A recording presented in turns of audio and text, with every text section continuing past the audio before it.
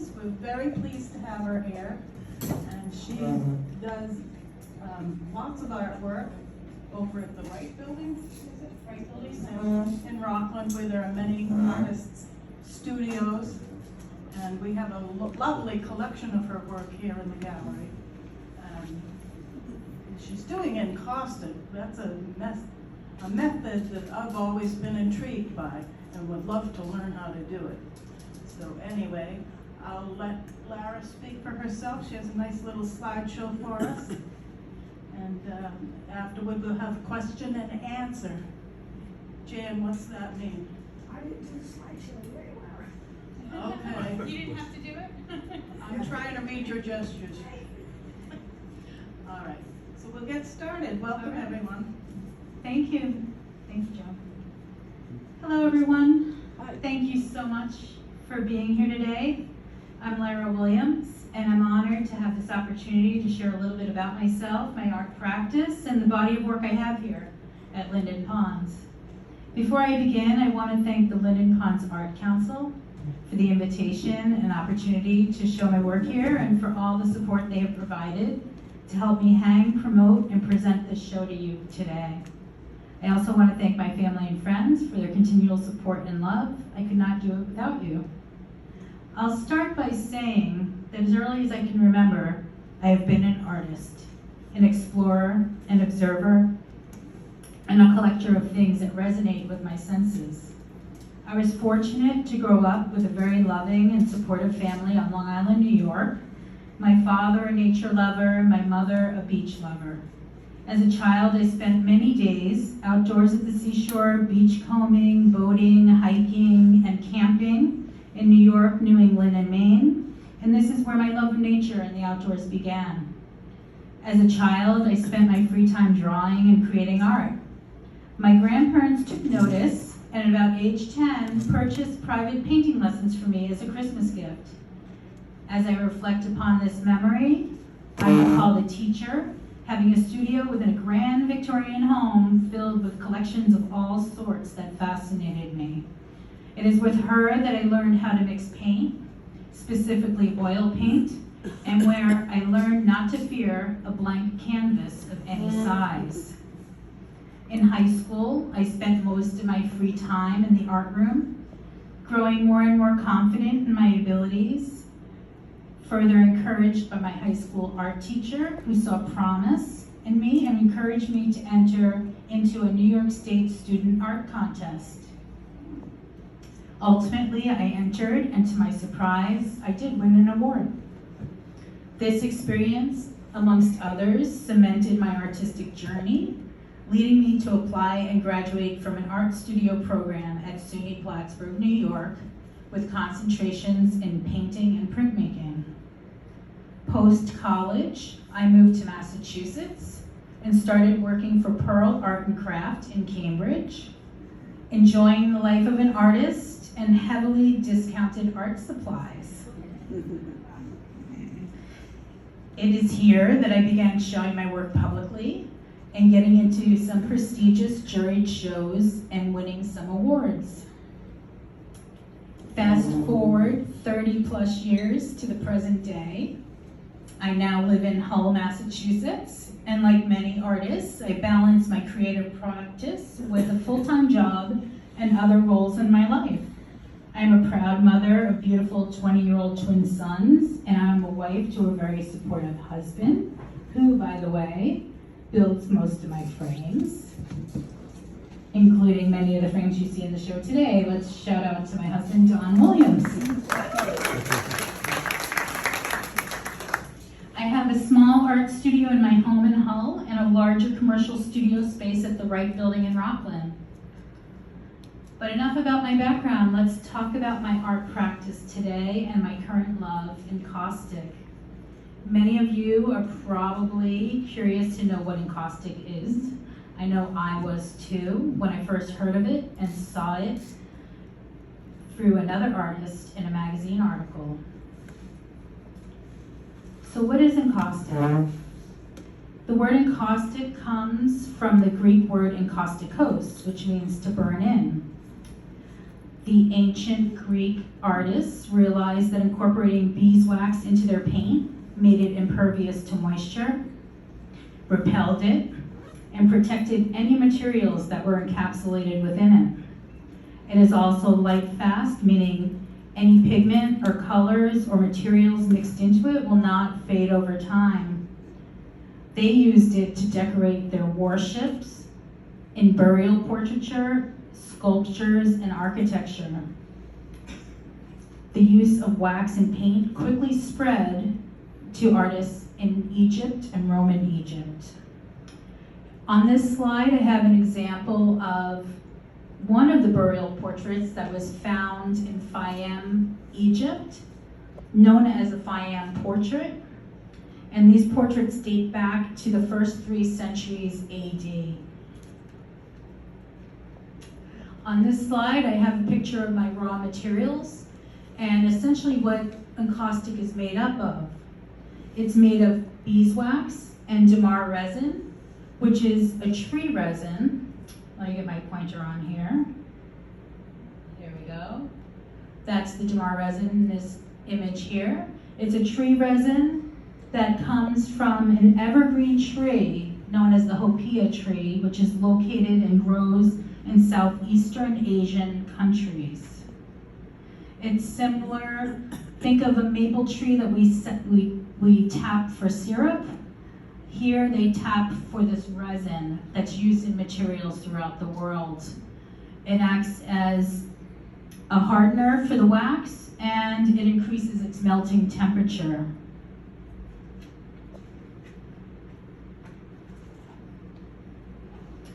Here I'm showing you a slide of my preparation of the encaustic medium. I use a ratio of 5 parts beeswax to 1 part resin. And on this slide you'll see I'm melting both materials down. What I'll do is I will grind the tree resin into a powder form and then melt it first at a temperature of about 165 degrees. And add the beeswax to that. On this slide, I'm showing you they're mixed colors. These were just pigments that were added to the medium. And this picture shows it in its cooled form, not heated, which is what it looks like when not in use. Temperature is important with encaustic. You want to keep it at the melting temperature. For wax, it's about 155 to 160 degrees, and the perfect working temperature I have found is working with it right around 175. I like to keep it below 200, although there are artists that work with it at a much higher temperature, around 210. Past that temperature though, you might risk burning the materials, and that's not safe. So this is my comfort zone right here. Here I'm showing you a picture of the hot palettes in this area here. This is what I have. Again, I'm keeping the temperature at around 165, 170, and this is a place where I can mix my colors like you would with any artist palette, whether you're working with oil or watercolor. And this will keep the paint suspended and melted in molten form so I can apply it with a brush or a palette knife, or as I'll show you later on in another slide, I can actually pull prints with it. In the upper corner here, this is just larger batches of the color, but when I'm working in a larger piece, I need more material ready to go. So this shows you an old pancake griddle that's set again to that special temperature to keep it molten. And with this, I can, have it ready to apply to my panels, and or in larger batches, I can also pour it onto the surface. In this photo here, I show you part of the process. You got to realize the wax cools very quickly, very much like when you're burning a candle and the candle wax drips, it cools immediately. So at all times, I need to keep my surface warm and heated in order to manipulate the wax and continue to apply layers to it. So I will use a heat gun as shown in this picture here to just soften the wax. You see the glisten in this photo, which is why I like this photo for an example. But I can also use a butane torch to do it. And I can keep the material and the texture smooth, or I can build up texture, as you'll see in some of my pieces in this show. Here I wanted to show you how I created, or how I create some of my pieces that you'll see in my show framed behind glass. This technique, I'm creating a monoprint, so I'm going to go ahead and play the video for you. And let's get that started. Let's see. We'll get it to play. Bear with me. Here we go. I'm in my studio at home here, and you'll see my heated palette once again, and I'm adding some wax to the surface, and you'll see that I'll start applying color with those pre-mixed encaustic paints that I showed you in the slide prior. In this instance, whereas my palette is already heated, I can go ahead and apply the wax, even though it's hardened like a crayon, right directly onto the surface. I can draw with it right on that surface because it'll melt, because it's warm.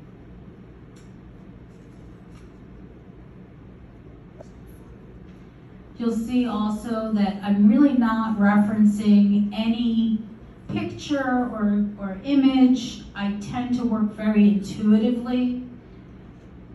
I might begin with a color, a memory, an emotion that I want to explore, and I let the materials guide me. Here you'll see in a little bit, I'm making a monotype, a one-of-a-kind print on paper. So I'm drawing onto the surface, and I'm just reacting to the colors I'm putting down until it feels right, and at which point I will lay down paper over it and press it with my hands and pull a print. I like to use mulberry paper. It's a very fibrous paper, and it really works well with wax. It just soaks it in, and it's almost, you get a mirror image. It's beautiful.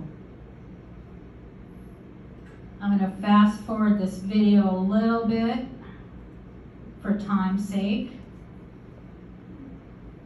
so that I can show you me putting the paper down so you can understand what I'm referring to. Here I am hand pressing it, and in a moment I will lift it and show you the image that it reveals.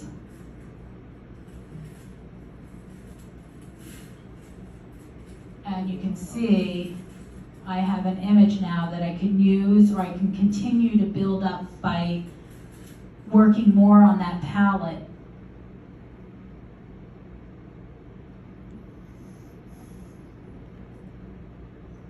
And here I'm just showing you some more examples. You'll see in the left-hand side, those are just more examples of paper that I've dyed with the encaustic medium. And I will sometimes incorporate those papers directly into my pieces. As you see here, I'm working with those papers and I'm applying them to a work in progress, one that is actually finished now and hanging in the show, called Glowing Marsh. What's nice about the paper is it's laden with the wax, and so is the surface of my panel. So when I am applying it and applying heat, they adhere to one another. And I can bury the paper further with more of the encaustic paint, or leave areas of it exposed, as you can see in this piece. I wanted to show you another example, another process I can use, another technique. This is also in the show, the piece Connected, which is above the bar area. This too was started out with scrolls of the dyed paper. And whereas I'm a process-based artist, you know, I like to use multiple techniques in my work. You know, I paint, I pour, I layer, I scrape, I fuse, and I collage pieces or papers into my pieces. And some pieces are going to come together quickly, and others I'll revisit after letting them rest for weeks or months and approaching them eventually with new eyes. Connected was one such piece, as it began as long scrolls of dyed papers that hung around my studio space for over a year before I had the vision to turn them into this piece. And I'm going to show you just a little video, because here you'll see I'm using an iron that's made specifically for this process with encaustic, because you can regulate the temperature on it. And it's a great way for me to smooth out surfaces when I want to have a piece that has a smoother surface, or I want that type of texture versus a heavier texture. So again, the wax is in the paper and on the board, and it adheres to the wood. I should mention that most of my pieces, the substrate is wood or masonite, because you want to use a surface that's porous. And if you're going to use it for painting, you also want the substrate, you know, wood works great because it's a hard surface to work on. You don't have to worry about, you know, cracking of the wax if the paper bends, etc. It's just more durable for the process. Now I want to bring up inspiration. Okay, so for me, inspiration comes in many forms. I paint from memories of places I frequent, by land, sea, hiking trails along the South Shore of Massachusetts and Maine. On a walk or a hike, I might pay special attention to my sensory experiences while outdoors, focusing on texture, light, and subtle shifts in color surrounding me. These observations often find their way into my work. And when you asked me to do a talk today, I said to myself, geez, how am I going to express to people how exactly I see a vision in my mind and how it comes out and where that might have originally come from. So I do take some photography. I don't utilize it to copy and paint from, but I started going through my old photographs and looking at the pieces that I had in the show, and that's where I made this little compilation. I said, well, that seems pretty obvious to me that all these ponds I visit with the lily pads and just the reflections in the water likely conceived this painting, Summer Pond, which I'm showing in this section here. So this is my actual piece, and these are likely the memories that are surfacing while I'm creating it.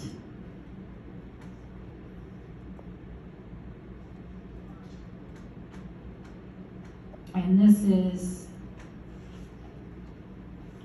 the piece that's in the show, the final piece, Summer Pond.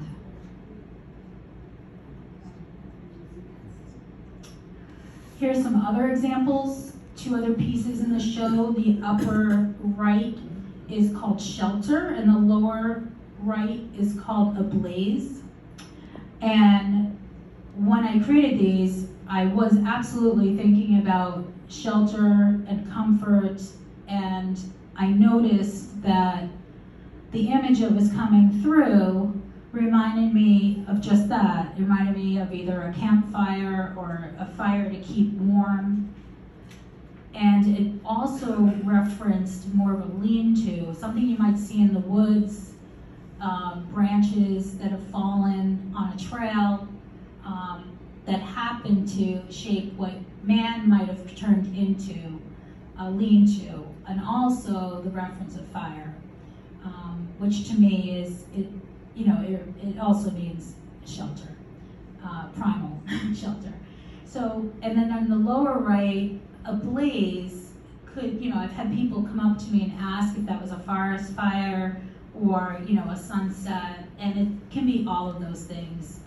It could be the rising of the sun in the morning at dawn as it comes through trees. It could be, a fire in the distance in the woods. It could also be, a beautiful sunset setting through the trees at night on that. Here's another one. This piece is also in the show. Reflection is on the right, and on the left, a vernal pond. And I don't know if this was, most likely it was on a trail here in Massachusetts, but it's a frequent image that I tend to repeat over and over in my work is the vernal pond. And you can see the correlation from my image that I created to memories of vernal ponds as I show in the picture on the left. This one too was surprising to me when I went through my photographs and I noticed Nantasket Beach at dusk. Right down, I walk there as much as I can. I live right down the street from it. And when I created the calm before the storm, I was thinking about those moments when you're out looking at the water, whether it's the ocean, whether it's the pond, and it's one of those days where a storm is pending, but it hasn't gotten there yet, and everything's quiet and calm. So you'll see, obviously, these images are ingrained in my brain. Just the horizon, the horizontal line, the water, as shown here in Calm Before the Storm. Lastly, I wanted to bring up this piece, the Great North River. Marshes are another image that a recurrent theme in my work, clearly because we live in an area where there's plenty of estuaries and waterways that have much of the reeds growing all over the place. And when I was creating the Great North River, I didn't know, of course, that it was going to turn into the Great North River. However, my thoughts and sentiments at the time were leading me in this direction. And when I saw this image start to peek through, I went with it. You can obviously see the reference of the reeds in the foreground of the piece. And I'm pretty sure the painting probably came from my walks through Norris Reservation, which, if you don't know, is a beautiful hiking trail that'll take you along parts of the shore of the North River in Situate and Marshfield. So I definitely wanted to point that out to you and my process. And that basically concludes my talk. And I'd be happy to answer any questions you may have. But before I do, again, I wanted to thank the Linden Ponds Art Council, and specifically the team of members that were instrumental in my show. Ann Marcus, where are you? Elizabeth Von Pierre, thank you. Joan Linehan, Jan Conover, hi, thank you. David Nelson, I don't know if you're here, hello. And I'm sorry if I'm missing anyone specific, but there were plenty of volunteers on the hanging crew and doing other tasks who have been extremely professional, helpful, and have made my experience here at Linden Ponds great. I'm reminded how powerful and essential art is, not just for expression, but for human connection. So thank you to everyone for being here and for supporting the arts. And if you have any questions, please do bring them up. I'd be happy to answer them.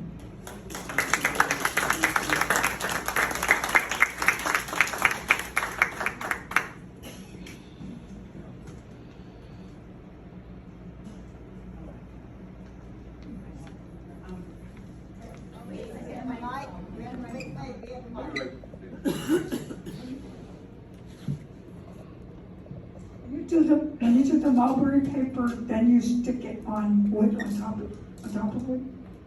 Yeah, so when I'm using the mulberry paper and I'm applying it later to a substrate like the wood or whatever my surface is that I'm painting on or making the artwork on, I will first lay down a layer of the encaustic medium, because the encaustic medium, which I didn't bring up before, the encaustic medium also acts as a sealant for the wood, so nothing will leach through the wood. If there's imperfections in the wood, it'll encapsulate those, and it'll also act as an adhesive when I'm applying those mulberry papers that have been dyed with the wax. That video was fabulous. It's like playing in the mud. It's beautiful. Thank you. It is. It's a beautiful process.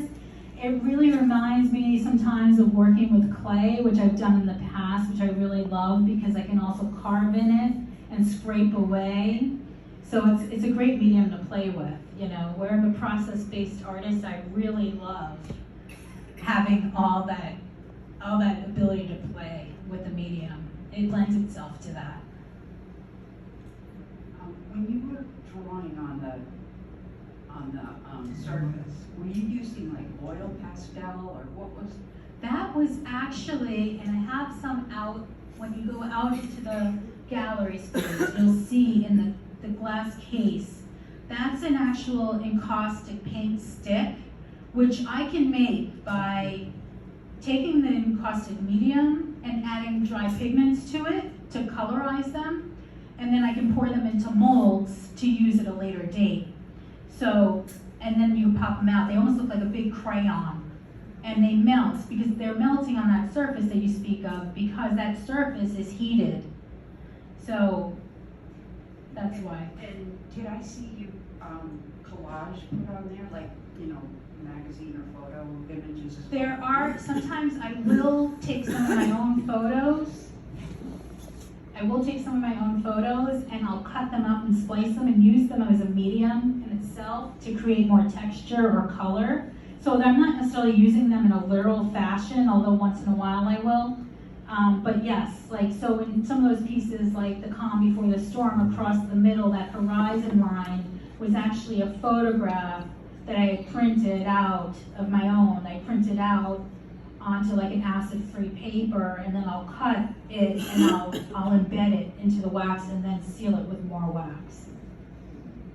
Thank you. Over here.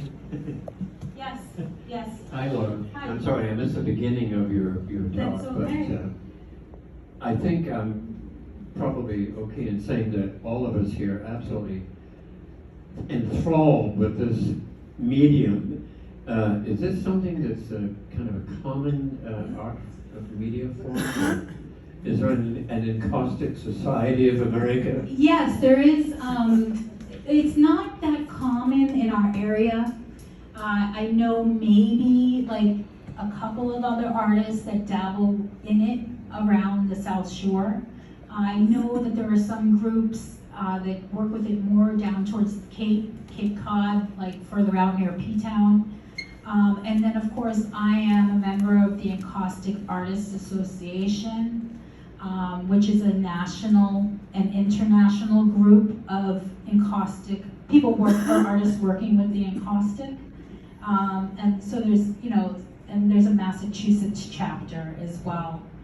So I know of a lot of encaustic artists, but mostly because of social media, it's sort of been able to connect us together. Because in general, it's not as common of a medium that people work with on a daily basis.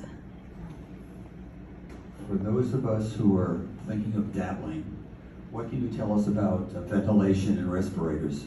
Sure. So, well, the key again, you're always with any artist medium, oil paints too.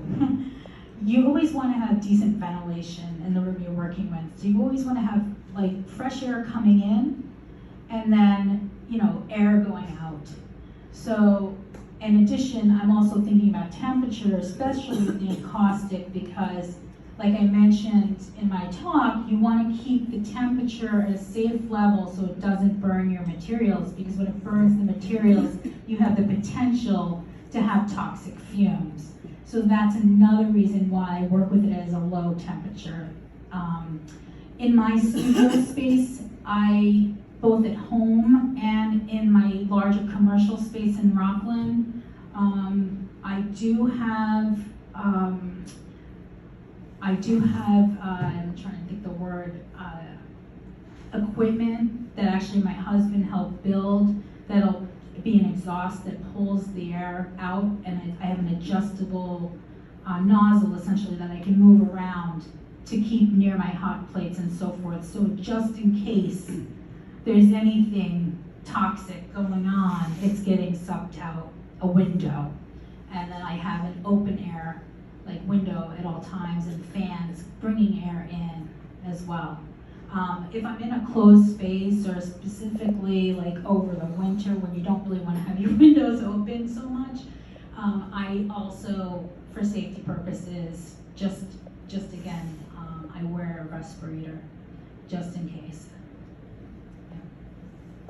Yeah.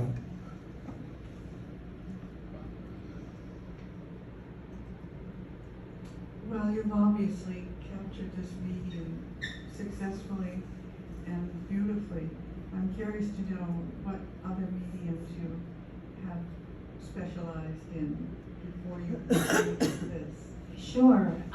Well, as I mentioned, my first experience with paint was oil paint. I had that art teacher early on that didn't treat me like a kid at all. I went into that class in her studio space in her home, and she had me the first day working on this huge canvas, and she got out the oil paints and essentially taught me how to mix paint.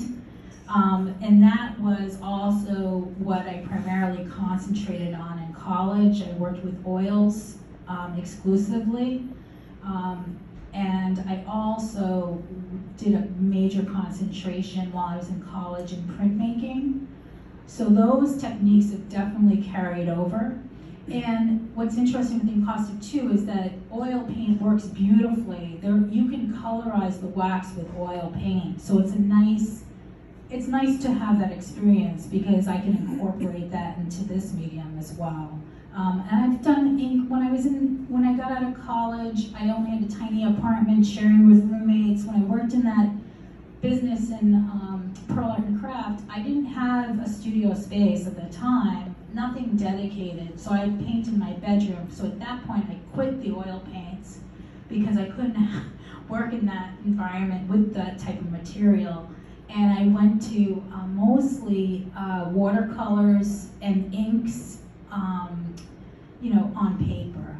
It was easy, it was portable, it was easy to do, and that's what I mostly sent off into juried shows at that time.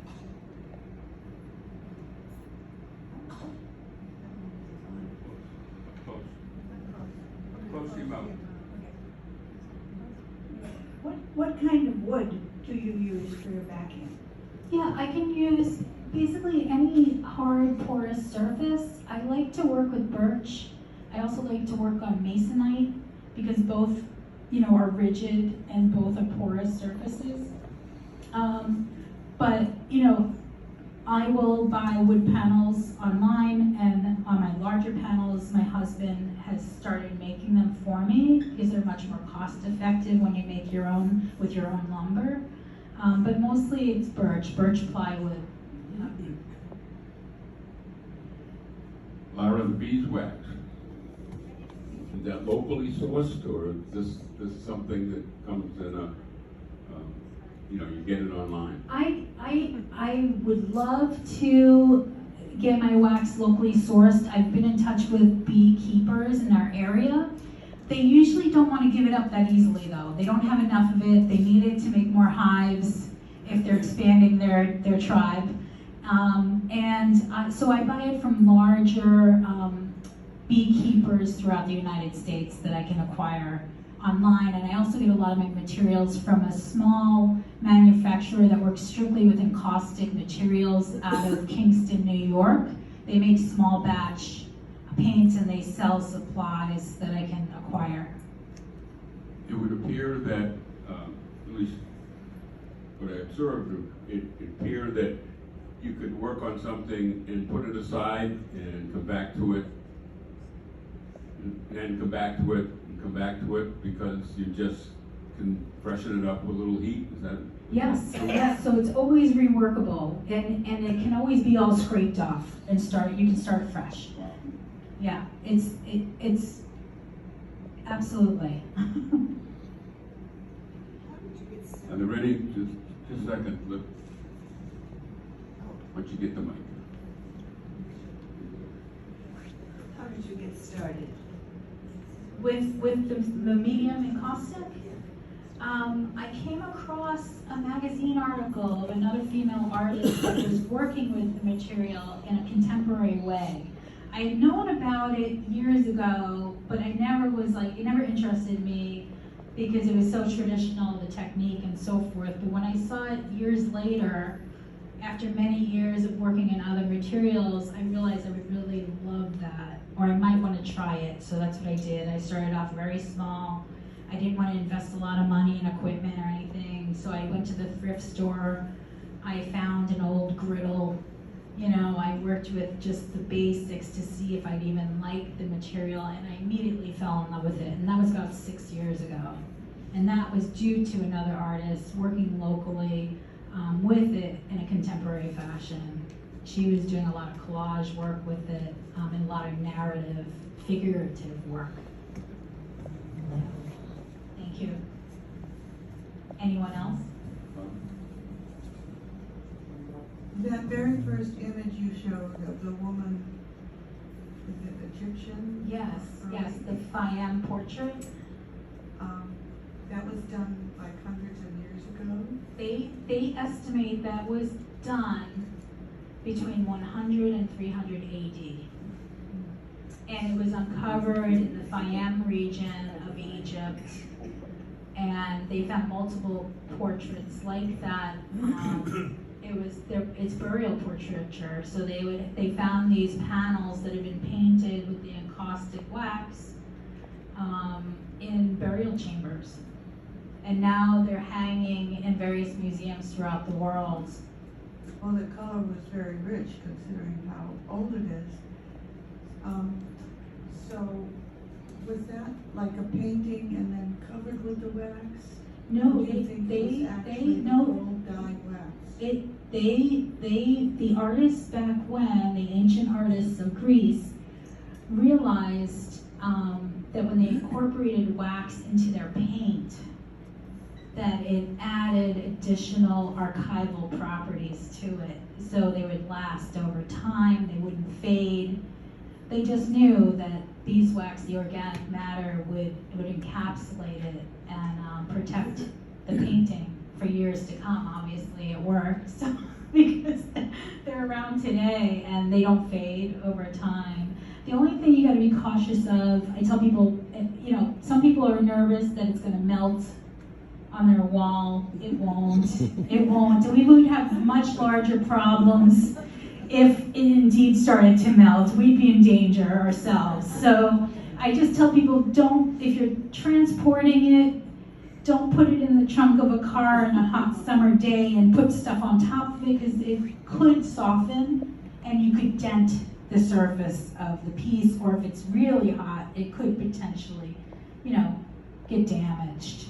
But otherwise, in normal living conditions, you can have sunshine on it. I've had pieces at the South Shore Art Center in Cohasset in the window in the summertime that just sat there for a couple of months and there was no damage whatsoever.